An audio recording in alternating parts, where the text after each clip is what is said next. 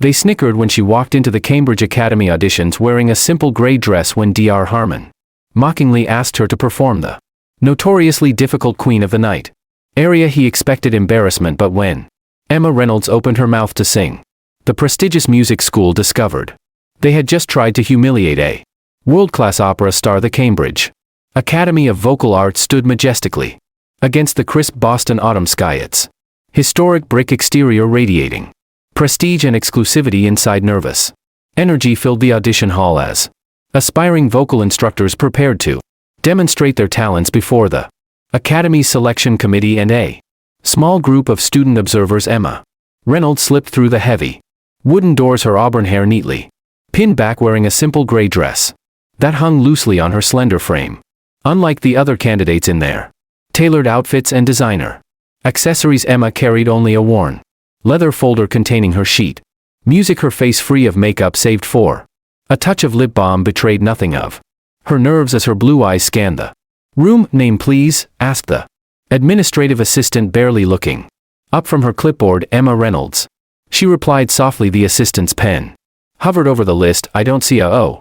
Here you are, last minute addition. Her tone suggested this was hardly impressive. Take a seat with the other candidates. Dr. Harmon will call you when it's your turn. Emma nodded and made her way to the back row of chairs, acutely aware of the sideways glances from the other applicants. Their whispers weren't quite quiet enough. Who's she supposed to be? Probably applied for the janitorial position and got the wrong room. Does she even know what the Cambridge Academy is?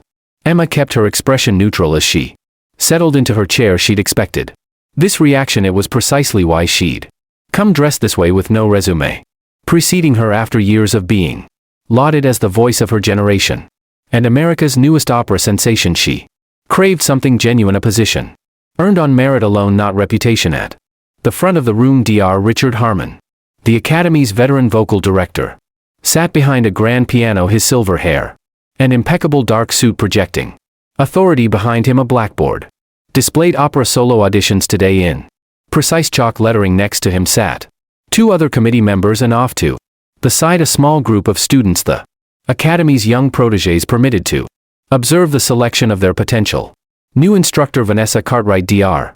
Harmon called, a tall woman in an elegant black dress, approached confidently, her resume extending before her like a shield. Good morning, Dr. Harmon. I've prepared Puccini's O mio babbino caro and… Yes, he interrupted, scanning her credentials. Eastman School of Music, 5 years with the Chicago Lyric Opera. Impressive. Let's hear what you got. As Vanessa sang, Emma observed Dr. Harmon's reactions, the subtle nods, the occasional note-taking. He was fair but demanding, stopping another candidate mid-area to correct a breath technique. Your diaphragmatic support is inconsistent. This is basic technique, Mr. Peterson. Next. Each candidate brought impressive credentials, degrees from Juilliard, performances with major companies, international competition medals. With each introduction, Emma felt the weight of her decision to come incognito grow heavier. She had stripped away all external indicators of her accomplishments, bringing nothing but her voice and knowledge. The young students in the corner whispered among themselves, clearly recognizing names and achievements. One girl with dark braids pointed excitedly when a former Metropolitan Opera performer took the floor. As the morning progressed, the pile of resumes on Dr. Harmon's desk grew, each representing years of formal training and professional recognition. Emma's hand instinctively touched her folder, which contained only sheet music, no list of accolades, no press clippings, no glowing recommendations from renowned conductors. Emma Reynolds, Dr. Harmon finally called, checking his watch with barely concealed impatience. Emma stood smooth her simple dress and walked toward the piano with quiet confidence. The moment of truth had arrived. Emma stood before Dr. Harmon, her posture relaxed yet proper, the result of years of training now appearing as natural ease. She offered a small smile which the committee did not return. Your resume, Miss Reynolds? Dr. Harmon extended his hand expectantly. I haven't brought one, sir. I'd prefer to be evaluated solely on what I demonstrate today. A ripple of murmurs spread through the room. Dr. Harmon's eyebrows shot up, disappearing beneath his silver hairline. I see, he said, drawing out the words. How unconventional. And where did you study, Miss Reynolds? Here and there. Emma replied vaguely. It wasn't a lie. She had studied at Curtis Institute before Her meteoric rise followed by private coaching with masters across Europe. Dr. Harmon exchanged glances with his colleagues. The woman to his right, Dr. Abernathy, didn't bother hiding her disdain. This is the Cambridge Academy, not a community talent show, she muttered, just loud enough for Emma to hear. Perhaps you're unaware, Dr. Harmon continued, folding his hands on top of the piano, but we're selecting instructors for exceptionally gifted students. Our faculty must have impeccable credentials and experience. The students in the corner watched with wide eyes. One boy whispered to his friend, receiving a sharp sh from the chaperone. I understand, Emma said. I believe I can offer valuable instruction. Regardless. Dr. Harmon's mouth twitched. And what will you perform for us today? Emma carefully placed her sheet music on the piano stand. I'd like to perform a Fuels from Mozart's The Magic Flute. Pamina's aria. Dr. Harmon sniffed. Rather safe, isn't it? A student piece. Emma held his gaze. It's emotionally complex indeed, he said, clearly unimpressed. His fingers hovered over the keys, then he abruptly closed her music. Actually, I think not. Emma blinked, the only sign of her surprise. If you wish to instruct at this academy, Miss Reynolds, Dr. Harmon continued, a challenging glint in his eye, you should demonstrate true technical mastery. He reached into his own folder and extracted sheet music, placing it deliberately before her. This would be more appropriate.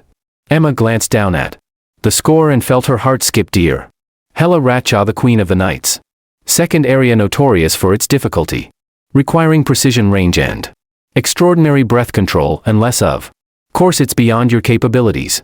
Dr. Harmon added his tone, making it clear he expected her to back down behind him. One of the committee members shifted uncomfortably. Richard, that's hardly fair for an audition piece without preparation. On the contrary, Dr. Harmon interrupted, any qualified vocal instructor should be able to handle standard repertoire. Our students certainly are expected to rise to challenges. The students watched with a mixture of discomfort and fascination. One girl with glasses whispered, that's the hardest aria in the soprano repertoire. Emma absorbed the tension in the room, the expectation of her failure hanging palpably in the air. She recognized this moment for what it was, not just a challenge but an attempt to publicly humiliate her for her presumption in applying without credentials. Dr. Harmon smiled thinly. Well, Miss Reynolds, shall we proceed, or would you prefer something more attainable?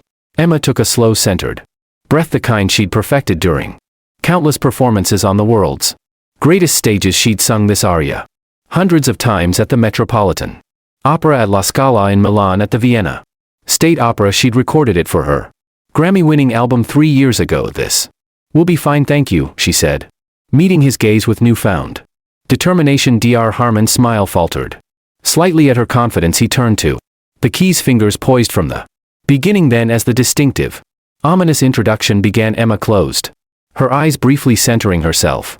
Around her the room grew still with anticipation, some eager to witness her failure, others anxious on her behalf, none suspecting what was about to unfold as Dr. Harmon's fingers danced across the keys. Emma felt a momentary wave of doubt wash over her, not about her ability to perform. She knew this aria intimately, but about her plan. Was it deceptive to hide her identity? Would revealing her true self this way seemed like a publicity stunt rather than a genuine pursuit? The introduction neared its conclusion, leaving her only seconds to decide. She glanced at the students watching from the side of the room, young, hopeful faces, some leaning forward with concern, others whispering behind cupped hands. She thought of her own journey, how different it might have been with mentors who valued pure talent over connections and appearances. The final introductory notes hung in the air. It was time. Emma straightened her shoulders, her posture subtly transforming as muscle memory took over. Her rib cage expanded with a proper singer's breath,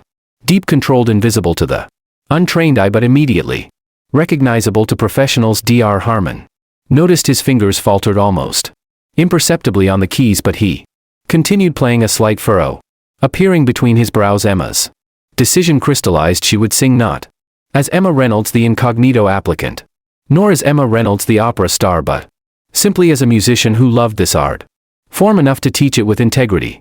The first Kalura passage approached a series of runs that separated skilled sopranos from truly exceptional ones. Around her the atmosphere in the room shifted from dismissive to attentive. Dr. Abernathy leaned forward slightly. The students had stopped whispering. Emma took a measured breath, engaging her diaphragm fully. The technique was so ingrained that it required no conscious thought, leaving her mind free to focus on expression, on the character's rage and determination, emotions that now mirrored her own as she prepared to sing. Emma caught the eye of one student, a girl of perhaps 15 with auburn hair, not unlike her own, watching with undisguised hope. The girl offered a tiny, encouraging smile. That smile sealed Emma's decision. The first note emerged from her lips, perfectly pitched and controlled. Emma held back, not yet revealing her full capacity. Even so, the note rang clear and true, filling the audition hall with unexpected resonance. Dr. Harmon's head snapped up, his fingers continuing mechanically while his eyes fixed on Emma with new interest. The committee members exchanged glances. Emma approached the first difficult run, still restraining herself, though her technique remained flawless. She could feel the atmosphere in the room changing. Confusion replacing condescension. Curiosity replacing dismissal. The young student sat transfixed, some with mouths slightly open. The girl with the encouraging smile now leaned forward, her expression one of wonder. As Emma progressed through the aria, she made a split-second decision for the next passage, one of the most challenging in all of opera. She would no longer hold back. She would sing as she did on the world's greatest stages. She met Dr. Harmon's increasingly bewildered gaze directly as she took a deeper breath. His fingers moved mechanically over the keys, his shock evident in his widened eyes and the rigid set of his shoulders. The moment stretched between them, teacher and supposed student, evaluator and candidate, man who had intended humiliation and woman about to turn the tables. A ghost of a smile touched Emma's lips before she launched into the infamous high F passage with the precision and power that had made critics call her once in a generation. The note soared crystalline and effortless, filling every corner of the room with its perfect resonance. Several people audibly gasped. Dr. Abernathy dropped her pen. One of the students whispered in a ruck, "Oh my God." Dr. Harmon's fingers stumbled on the keys, but Emma continued, no longer needing the accompaniment, her voice carrying the aria forward with undeniable mastery. The decision had been made. There was no turning back. Now Emma's voice soared through the hall with breathtaking clarity, each note pristine and powerful. The famous staccato Calarura passage, a notorious challenge that had defeated countless sopranos, flowed from her with effortless precision. Each high F pierced the air like a perfectly aimed arrow, holding steady without the slightest waver. Dr. Harmon's accompaniment grew increasingly unsteady as his attention divided between the keys and the extraordinary performance unfolding before him. His earlier smugness had vanished, replaced by unconcealed astonishment. The room had fallen into stunned silence, interrupted only by occasional gasps when Emma executed particularly difficult passages with supernatural ease. Even the other candidates who moments ago had dismissed her now watched with a mixture of admiration and dawning recognition. That technique, one whispered. The breath control. Wait, isn't she? Another began, leaving the question hanging. Emma had entered what performers called the zone, that transcendent mental state where technical concerns faded and pure artistic expression took over. Her hands, previously clasped modestly before her, now moved subtly with the music. Her posture had transformed, her presence expanding to fill the space as naturally as her voice did as she approached the aria's climactic passage. Emma locked eyes with Dr. Harmon, his fingers trembled visibly on the keys. She took a deeper breath, the kind that signaled to experienced musicians that something extraordinary was coming, and launched into the final sequence of Calarura runs with a level of virtuosity that left no doubt about her true identity. The young piano accompanist sitting in the corner suddenly sat straight up, recognition dawning on his face. "That's Emma Reynolds," he exclaimed, unable to contain himself. "That's her signature cadenza." A ripple of shocked murmurs spread through the room. Dr. Abernathy's hand flew to her mouth. The students began whispering excitedly among themselves, several pulling out phones to confirm their suspicions. Dr. Harmon's hands froze above the keys, but Emma didn't falter. She completed the aria unaccompanied, her voice soaring through the final passages with the control and expression that had earned her standing ovations at the Metropolitan Opera. The final note hung in the air, perfect and pristine, before fading into profound silence. For several seconds no one moved. Then from the student section, the auburn-haired girl who'd smiled at Emma earlier burst into spontaneous applause. The other students immediately joined.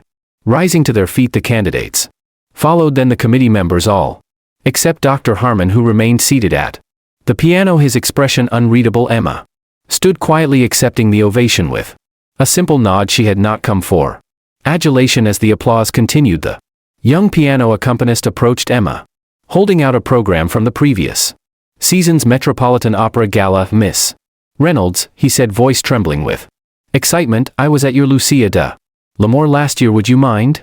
Before she could respond, Dr. Abernathy rushed forward, practically pushing the young man aside. "Miss Reynolds, we had no idea. Your application gave no indication." She glanced accusingly at Dr. Harmon, who still hadn't moved from the piano bench. Emma smiled gently. "That was intentional. Dr. Abernathy, I wanted to be evaluated on my current abilities, not my reputation." Dr. Harmon finally stood, his complexion notably paler than before. He approached Emma with measured steps, stopping a respectful distance away. "That was," he began, then paused, struggling for words. "Technically flawless, but I must ask, why the charade? Why come to us as this?" He gestured at her simple attire. The room fell silent again, all eyes on Emma as she prepared to answer the question that hung in the air. Why would an internationally acclaimed opera star disguise herself as an ordinary applicant for a teaching position? "It wasn't a charade, Dr. Harmon," Emma said, her voice now carrying the quiet authority of someone accustomed to being heard. "It was an experiment, one that proved rather illuminating." The room remained utterly silent, hanging on her every word. Even the students had stopped fidgeting, their young faces rapt with attention. "3 years ago I stood on the stage at La Scala," Emma continued. "Last year I sang for the president at Kennedy Center, but before all that," she gestured around the room, "I was a student. Just like them." She nodded toward the young observers. "I know what it means to be judged on appearance rather than ability." Dr. Harmon cleared his throat. "Ms. Reynolds, surely you understand that credentials and experience are relevant considerations for a teaching position." "Of course," Emma interrupted gently, "but you didn't reject me for lack of credentials." Dr. Harmon, "You never asked for them. You judge me the moment I walked through that door in this dress." Color flooded his face. "That's not you. Assign me an impossible area as a punishment for my presumption," she continued, her tone matter of fact rather than accusatory. "Not to evaluate my ability, but to humiliate me in front of everyone." The uncomfortable truth hung in the air. Several committee members shifted in their seats, unable to meet Emma's gaze. "If I had walked in wearing designer clothes with my Grammy in hand and the New York Times calling me the voice of a generation, would you have treated me the same way?" she asked. Dr. Harmon had no answer. "That," Emma said, turning to face the students, "is exactly the problem I hope to address by teaching here. Talent doesn't care about appearances. Music doesn't care about pedigree, but too often the people who guard the gates to musical education do." The auburn-haired student suddenly spoke up. "Is that why you're here, to teach us?" Emma smiled warmly at her. "I want to teach because I remember what it was like to be you, passionate about music, but uncertain about belonging in this world. I've had every advantage now, but I never forgot how it feels to be dismissed." Dr. Abernathy stepped forward, practically glowing with the opportunity to salvage the situation. "Ms. Reynolds, please accept our sincere apologies for this misunderstanding. We would be honored to have someone of your caliber join our faculty. In fact, we could offer you the department chair position." "That's very kind," Emma said, "but I didn't apply for department chair. I applied to teach the introductory voice classes, the ones for scholarship students who come from backgrounds without private tutors and European summer programs." A murmur rippled through the committee members.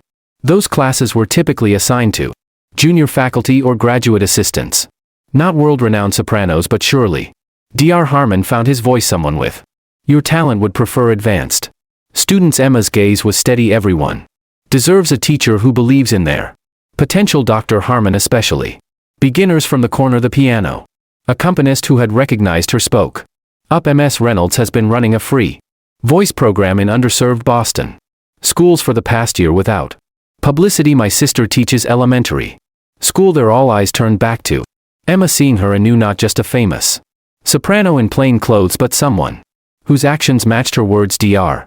Harmon's expression had transformed from shock to something more complex, a mixture of embarrassment, respect, and genuine regret. "Ms. Reynolds," he said, finally, his voice quieter than before, "would you be willing to reconsider your Application not as a publicity stunt for the academy but perhaps as a lesson for all of us, myself included?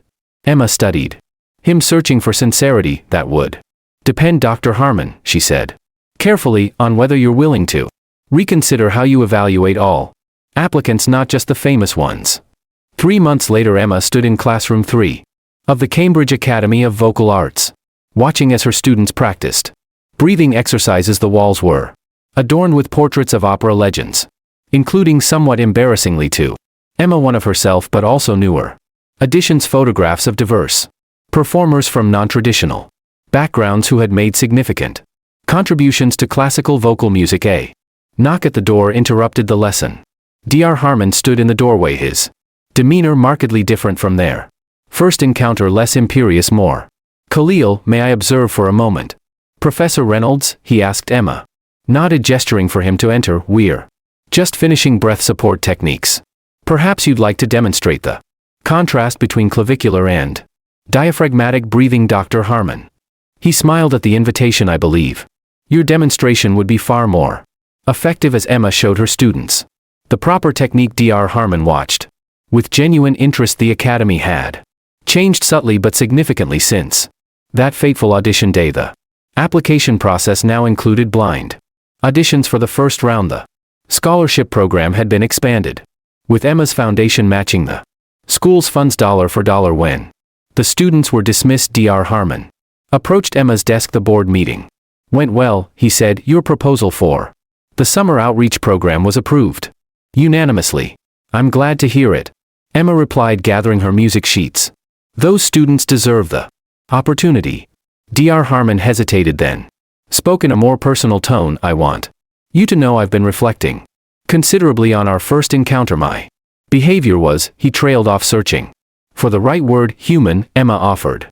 We all make judgments based on appearances. The question is whether we're willing to recognize and correct them. He nodded slowly. I've spent 40 years teaching technique theory and repertoire, but you've taught me something far more valuable these past months. He gestured toward the departing students. The way they respond to you, it's not because of your fame or your awards, it's because you see them, really see them. Emma smiled. That's the greatest gift a teacher can offer. As they walked toward the faculty lounge, they passed the audition hall. The piano still stood in the same spot, but beside it now was a new sign. Talent has no uniform. Your suggestion, Dr. Harmon acknowledged, following her gaze. It serves as a daily reminder for all of us. The auburn-haired student from the audition day, now Emma's most promising pupil, approached them in the hallway, clutching sheet music. Professor Reynolds, I've been practicing that Puccini piece, but the high passage is still giving me trouble. We'll work on it tomorrow, Sarah, Emma assured her. Remember, even the most difficult passages yield to patience and proper technique. As Sarah nodded and hurried off, Dr. Harmon turned to Emma. You know, the academy is hosting the Governor's Arts Gala next month. We were hoping you might perform. Emma raised an eyebrow. As the famous soprano or as the humble teacher? Dr. Harmon chuckled. As yourself, Emma Reynolds, who has proven to be remarkable in both roles. He paused. And perhaps, if you're willing, we could announce the new Emma Reynolds scholarship for students from non-traditional backgrounds. Emma considered his words. I'd be honored, Richard, but on one condition. Name it. That the judges for that scholarship never see the applicants' clothes, backgrounds, or anything else irrelevant to their potential, only their passion and their voice. Dr. Harmon extended his hand. I believe we can make that promise and keep it. If this story touched your heart, remember that appearances rarely tell the whole story about a person's talent or character. Have you ever misjudged someone based on first impressions, only to be proven wonderfully wrong? Share your experience in the comments below. Don't forget to subscribe for more stories that celebrate hidden talents and important life lessons. Hit that like button if you enjoyed Emma's journey from being underestimated to creating meaningful change. Where are you watching from today? We'd love to hear from our community across America and beyond. Until next time, remember, true talent shines through, no matter how simple the packaging.